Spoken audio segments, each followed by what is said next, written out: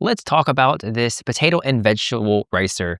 I'm gonna go over this ricer, my experiences using it, talk about who this is for, and then talk about just if ricers in general are something that you should pick up. Okay, so let's just have a look at the ricer itself. So again, this is for potatoes as well as other vegetables. This works well for cauliflower, apples, sweet potatoes, and even carrots. So of course, you'll want to boil, bake, or steam your vegetables before you put them in the ricer. That way you can make sure that they actually work when putting them in here. So the main part of the ricer here is of course the basket here. It is stainless steel. You can take out the basket, which is nice, easier for cleaning. Take a look at the basket. And one great thing about this ricer is there are holes on the sides. So when you're ricing, a lot of times the vegetable will get caught on the sides if you don't have holes on the sides of a ricer. And this just makes it so you can actually have the ricing happen on the sides as well. Incredibly handy, as you'll see. Okay, and then we have the little plunger that pushes down the vegetable, and you just push down like that. And it's nice that it has a long lever so you can easily just grasp it and plunge down. So it makes it a lot easier. If you had a smaller handle, that would be a lot more difficult to rice your vegetables. Okay, so for those who have not purchased a ricer, have never used a ricer before, so is this actually necessary to get a good puree, to get good mashed potatoes? Absolutely it is. If you haven't used this,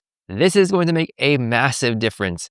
You get the finest mashed potatoes when using this. Just ask Gordon Ramsay. In his masterclass, he talks about using a ricer and uses a ricer when he goes over making mashed potatoes, and nothing gets finer. You'll see when we do the demo, when we do mashed potatoes, just how fine it gets with just one pass through a ricer. So let's go over a demo of me making some mashed potatoes so you can see this in action. Okay, so we have our boiled potatoes here, and now we're gonna go ahead and rice them. So we're gonna take our tongs, take out the plunger, and then we'll just go ahead and put the potatoes in. We can fit a few in here, right? Let's put the plunger back in. Let's go ahead and press down. And you see just how fine that potato is. Really nothing comes close to a ricer. Blending in is not the same. Obviously using the hand masher is not the same. And you can see just how fine that is right there. Okay, and then we'll just finish off these potatoes. And what's nice is there's holes on the sides as well, so not just on the bottom. We'll just keep going. I just threw one of the potatoes in.